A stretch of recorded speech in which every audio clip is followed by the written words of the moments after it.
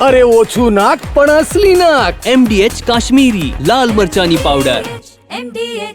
Indigo સંકટ હજુ પણ યથાવત છે। અનેક ઉડાણો હજુ પણ પ્રભાવિત થઈ રહી છે। અમદાવાદ એરપોર્ટ પર 8 વાગ્યા સુધીમાં 10 ફ્લાઇટ રદ થઈ। અમદાવાદથી અન્ય સ્થળે જતી 10 ફ્લાઇટ રદ થઈ। કુલ 25 ફ્લાઇટ્સે અવરજવર કરી છે, જ્યારે 8 ફ્લાઇટ લેન્ડ થઈ, જ્યારે 17 ફ્લાઇટનું ટેક ઓફ થયું હતું। છેલ્લા ઘણા દિવસોથી ઇન્ડિગો સંકટ યથાવત છે અને આજે પણ અનેક ફ્લાઇટ્સ પ્રભાવિત થઈ રહી છે। અમદાવાદ એરપોર્ટ પર 8 વાગ્યા સુધીમાં 10 ફ્લાઇટ રદ થઈ છે, તો અમદાવાદથી અન્ય સ્થળે જતી 10 ફ્લાઇટ પણ રદ થઈ છે। કુલ 25 ફ્લાઇટ્સે અવરજવર કરી છે અત્યાર સુધીમાં, ત્યારે 8 ફ્લાઇટ લેન્ડ થઈ છે અને 17 ફ્લાઇટનું ટેક ઓફ થયું છે। અનેક ફ્લાઇટ રદ થવાના કારણે મુસાફરો ક્યાંક ને ક્યાંક અટવાયા છે અને મુસાફરોની માંગ છે કે જો આ ફ્લાઇટ કેન્સલ થાય છે તો તેમની અન્ય કોઈ એરલાઇન કંપની સાથે વાતચીત કરાવીને તે અલગ ફ્લાઇટમાં તેમને મોકલવામાં આવે।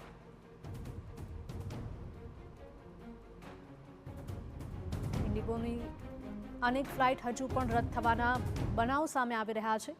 વધુ માહિતી સાથે અમારા સંવાદદાતા રોનક જોડાયા છે। રોનક, જણાવશો કે હજુ પણ અનેક ઇન્ડિગોની ફ્લાઇટ્સ રદ થઈ રહી છે, શું વધારે અપડેટ મળી રહી છે? જે પ્રકારે પાછલા એક સપ્તાહથી વધુ સમયથી દેશભરની ઇન્ડિગો ફ્લાઇટ છે તેના ઓપરેશન્સમાં જે પ્રકારે ખામીઓ સર્જાઈ છે, અનેક ફ્લાઇટો દેશભરમાંથી રદ થઈ છે, ત્યારે હજુ પણ જે સંકટ છે તે યથાવત છે। આજે જ ગુજરાત રાજ્યના સૌથી મોટા અને વ્યસ્ત એરપોર્ટની જો વાત કરવામાં આવે તો અમદાવાદ એરપોર્ટ પરથી આજે ઇન્ડિગોની સવારે 8 કલાક સુધીમાં 10 જેટલી ફ્લાઇટ છે તેને રદ કરવાની સ્થિતિ છે તે ઊભી થઈ છે।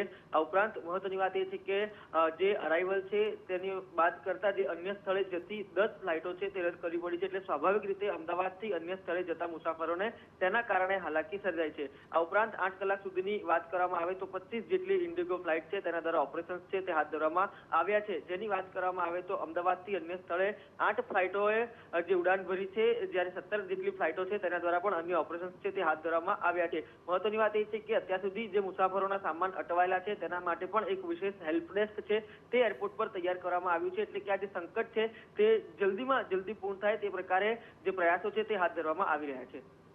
જી રોનક, માહિતી બદલ આપનો આભાર।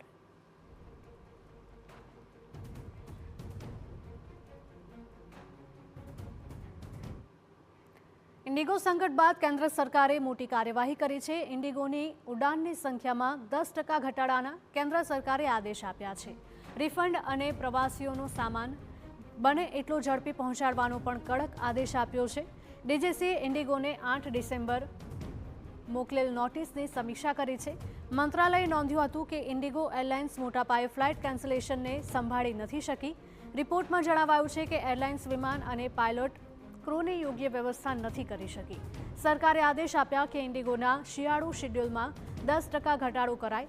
ગઈકાલે ઇન્ડિગોના સીઈઓ પીટર એલ્બર્સ નાગરિક ઉડ્ડયન મંત્રાલયમાં હાજર થયા હતા, જે બાદ કેન્દ્રીય નાગરિક ઉડ્ડયન મંત્રીનું નિવેદન સામે આવ્યું હતું। મંત્રાલયે જણાવ્યું છે કે આ પગલું એટલે લેવાયું છે કે ફ્લાઇટનું ઓપરેશન સ્થિર થઈ શકે અને કેન્સલેશન ઘટે। તો ઇન્ડિગો સંકટ વચ્ચે પ્રવાસીઓને પડતી ભારે હાલાકીની તપાસ હજુ ચાલુ છે।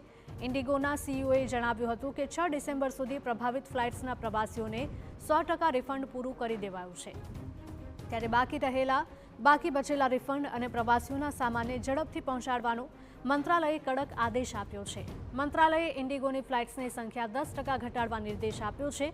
જો કે ફ્લાઇટની સંખ્યા જ ઘટશે, ઇન્ડિગો તેના તમામ ગંતવ્યોને પહેલાની જેમ કવર કરશે।